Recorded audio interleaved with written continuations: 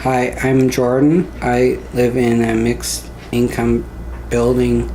I've lived here for at least 5 years, and I plan to live here for quite a bit longer.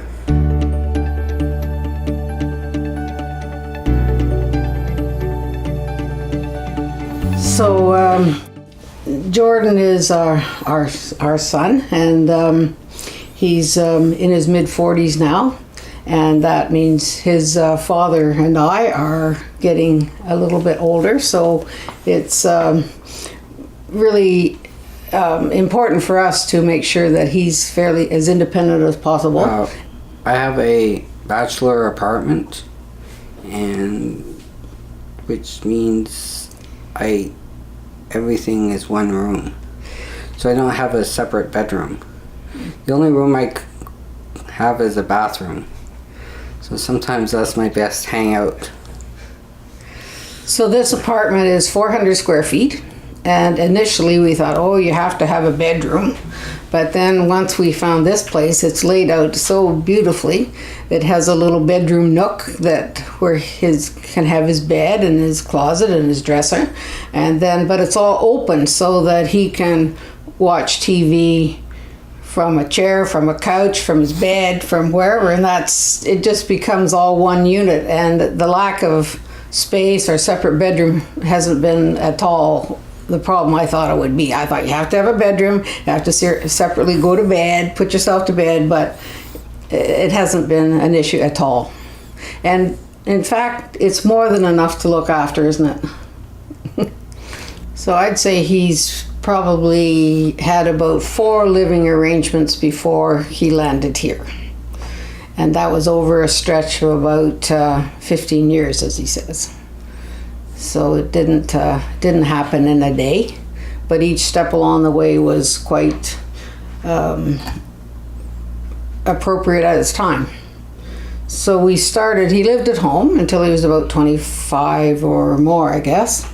And then the first place we heard of was through Families Matter. I got involved with Families Matter because I started off as a parent not really knowing a lot of what was available in either services or housing. So I joined Families Matter, and I say right up front, I'm interested in learning all I can about housing because eventually we want Jordan to be independent.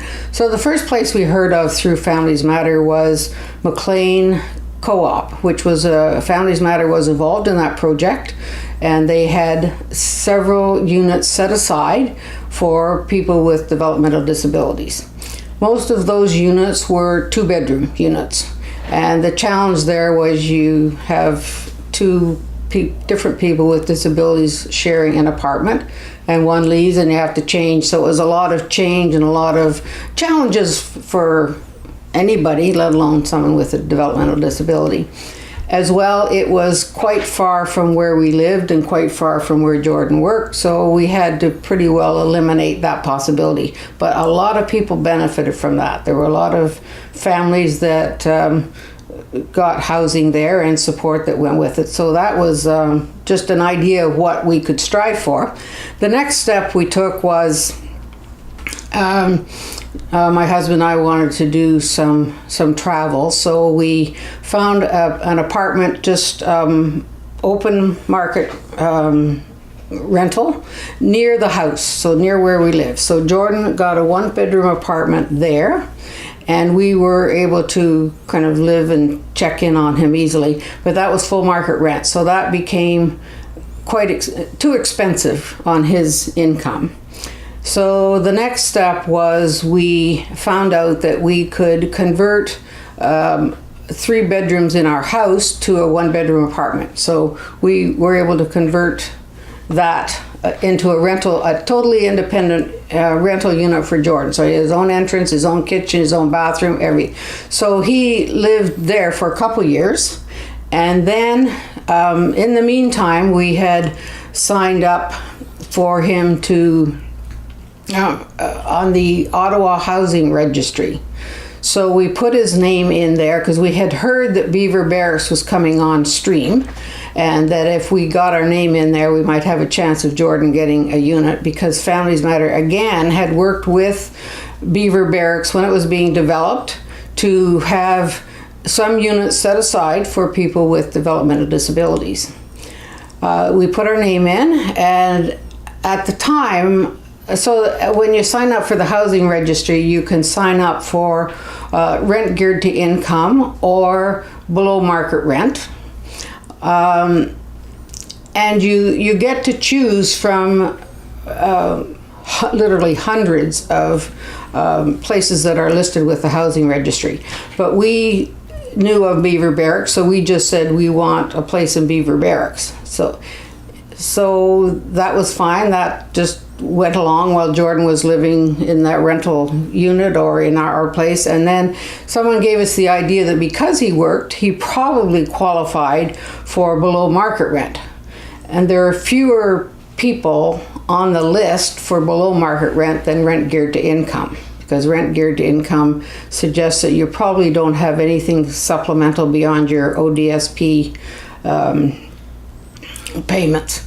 So once he was on the list for below market rent, the list was shorter, and lo and behold, we got a call that there was a unit in Beaver Barracks ahead of when those new units were coming on stream, and said, if you say yes, it's yours. And that was it. Yeah, this place was a lot less crowded when I moved in. It was basically had not been lived in before. So I really like this place because it's new. It's less than 10 years old now, so.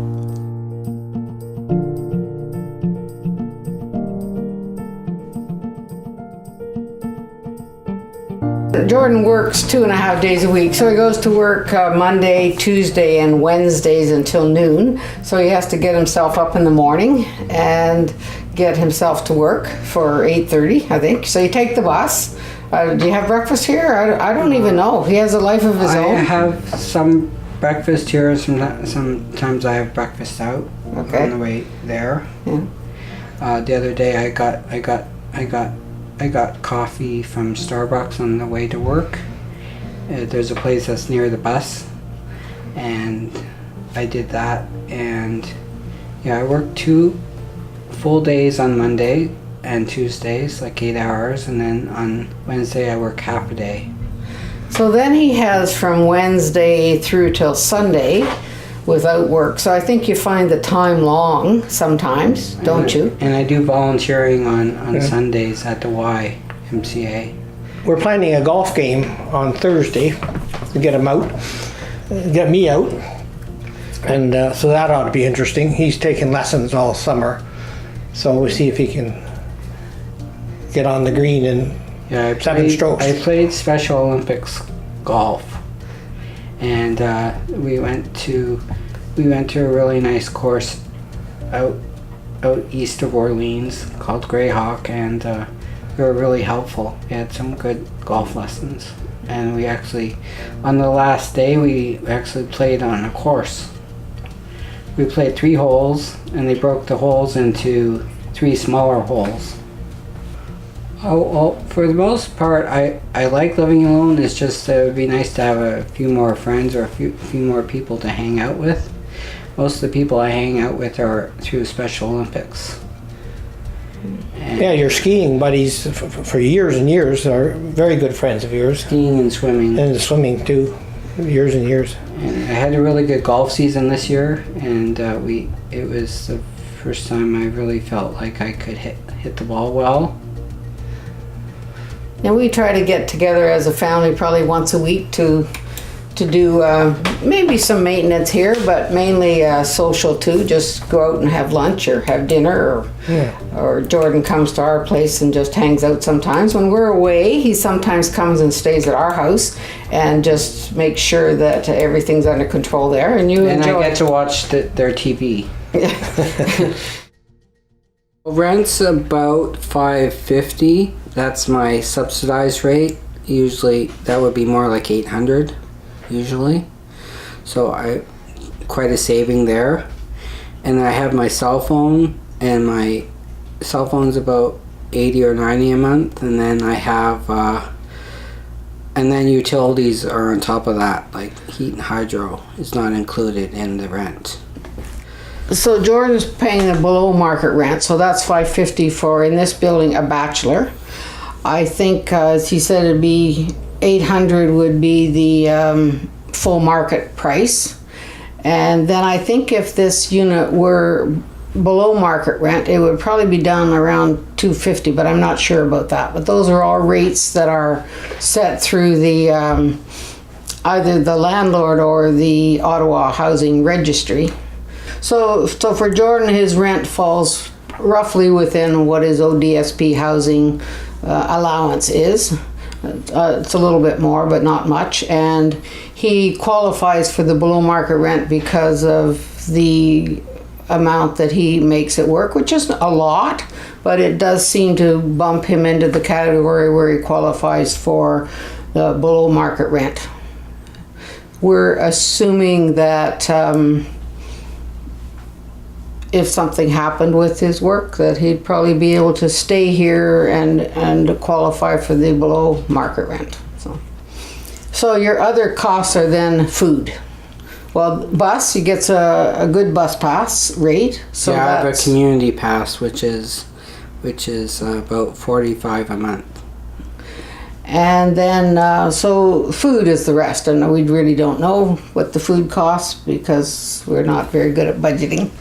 So budgeting is doesn't come naturally to us, does it? He didn't learn that at home. But I think he's quite taking on the challenge now of trying to live within his budget. People should know that living in a place such as this is challenging and rewarding at the same time. Make sure you have... My situation wasn't really planned. Kind of a chaotic, growth. So it's not like, get the apartment. That's like the last step. So you have to do a lot of planning, and you have to put money aside or get on some program like ODSP where it supplements your income. And a lot of people have ODSP don't have a job because we're the people with disabilities are the least employable people, even though I'm hoping that's going to change.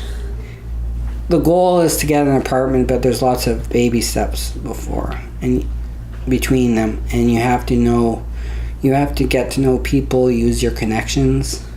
I think it's a lot of people might not know that there are places with mixed living, like this place, where there's a variety of people living with a variety of incomes who live in the same complexes. And then I think security is important, that it's in a neighborhood either close to where your family lives or in a secure area. And you just have to kind of put out all the feelers you can to certainly get registered on the housing registry, but then I think you have to work it from the other end as well and just get out there and find out what's available and work it and share with other families. I learned so much through Families Matter, sharing of talking to other parents, things that I didn't know when I started.